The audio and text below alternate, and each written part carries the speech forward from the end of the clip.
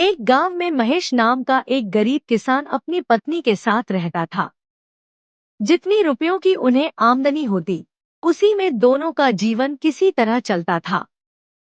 महेश उस गांव के महाजन की जमीन पर हिस्सा लेकर खेती करता था। महेश जितना भोला था, महाजन उतना ही चालाक और कपटी था। इसलिए हर वक्त महेश की पत्नी महेश के लिए चिंतित रहती थी। खबरदार, आप जरा सतर्क रहिएगा। आप उस महाजन की बातों में मत आइएगा। नहीं, लेकिन वो। आप ये लेकिन वेकिन छोड़िए, समझे? इस बार वो हम लोगों को ठग ना पाए। मैं क्या कम कोशिश करता हूँ, बताओ। आपको जो मन करे वो कीजिए, लेकिन ठग के मत आइएगा। महेश, काम कैसा चल रहा है तुम्हारा? सुनो महेश, मैंने बहुत सोच कर देखा। इस बार तुम फसल में से मुझे हिस्सा मत देना। आखिर तुम्हारे पास पैसे बचते ही कितने हैं? क्या सच में मालिक, आप ये बात बोल रहे हो? ये सुनकर मुझे अपने ही कानों पर भरोसा नहीं हो रहा। मैं इसलिए कह रहा हूं कि मैं तुम्हारे लिए एक बोरी बीज लेकर आया हूं। पैसे नहीं लगेंगे। ये बीज मैं तुम्हें ऐसे ही दे रहा हूं। आप महान हो मालिक। लो, इस कागज पर अंगूठा लगा दो। ये कैसा कागज है मालिक?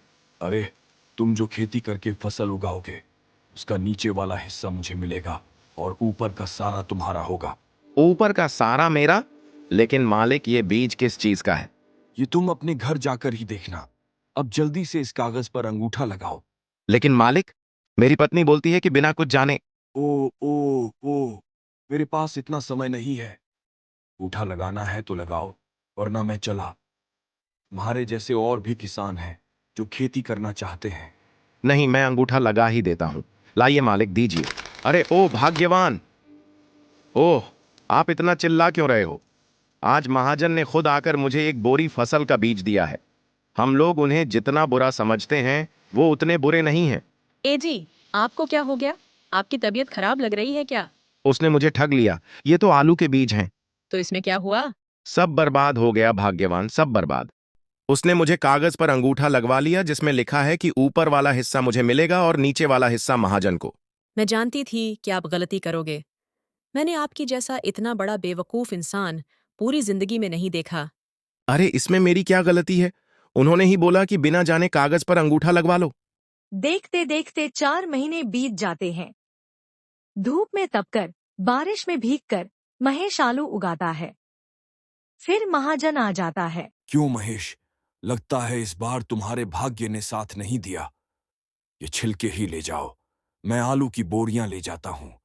आज भाग्यवान के हाथ के बने हुए आलू खाऊंगा। 2 महीने और गुजरते हैं। मैं चलता हूं भाग्यवान। खबरदार! मैं कह रही हूँ, उस महाजन की बातों में मत आना। अरे रे महेश, मैं बहुत मुसीबत में हूं, इसलिए तुम्हारे पास आया हूं। दरअसल तुम्हें इन बीजों की खेती करनी पड़ेगी। लेकिन ये बीज किस चीज का है? ये तो मैं नहीं जानता। मुझे ऊपर वाले से आदेश मिला है कि इस बीज की खेती करने पर तुम अमीर बन जाओगे। ठीक है, लेकिन इस बार मैं ऊपर का हिस्सा नहीं लूंगा। नीचे वाला हिस्सा मैं लूंगा और ऊपर वाला आप लीजिए। ठीक है, ठीक है।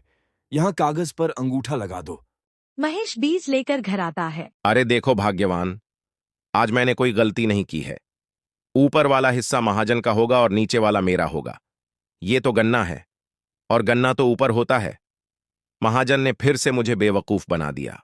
आपके जैसे बेवकूफ को देखकर महाजन आपको टोपी पहना रहा है। आपका दिमाग पत्थर की तरह चिकना है। अब ये सब सोचकर क्या होगा? सुनिए, मेरे दिमाग में एक विचार आया है। इस बार जब महाजन बीज देने आए, तो आप कह दीजिएगा कि आपको फूल चाहिए। फूल लेकर क्या होगा भाग्यवान? अनाज और फल के बिना फूल लेकर क्या करूंगा? आप बस बोल के देखिए तो। कुछ महीने बीतते हैं। महेश गन्ना उगाता है और महाजन सारा गन्ना ले जाता है। फिर 2 दिन बाद महेश, ओ महेश, मुझे फल का बीज मिला है। जमीन पर इसकी खेती करवानी है। ठीक है, लेकिन इस बार मैं फूल लूंगा और आप फल। ठीक है, ठीक है। लो ये कागज। ओ भाग्यवान, तुमने कहां फंसा दिया? ये तो तरबूज का बीज है, और तरबूज में फूल नहीं होते। महाजन ने फिर से मुझे ठग लिया। तो क्या हुआ? जरूरी है कि उसी बीज से खेती करो। क्या मतलब? मैं दूंगी बीज, आप बस खेती कीजिए। महेश गुलाब के बीजों की खेती करने लगता है। देखते ही देखते महाजन की जमीन पर गुलाब के पौधे लहलहाने लगते हैं।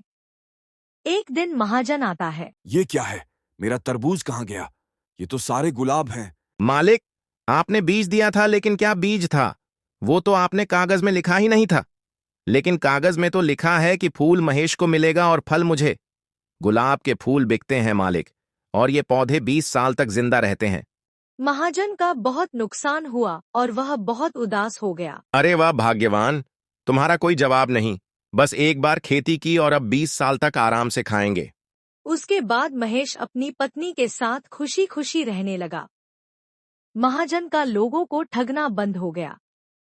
गुलाब के फूल बेचकर महेश की आर्थिक स्थिति सुधर गई और दोनों खुशी खुशी जीवन बिताने लगे।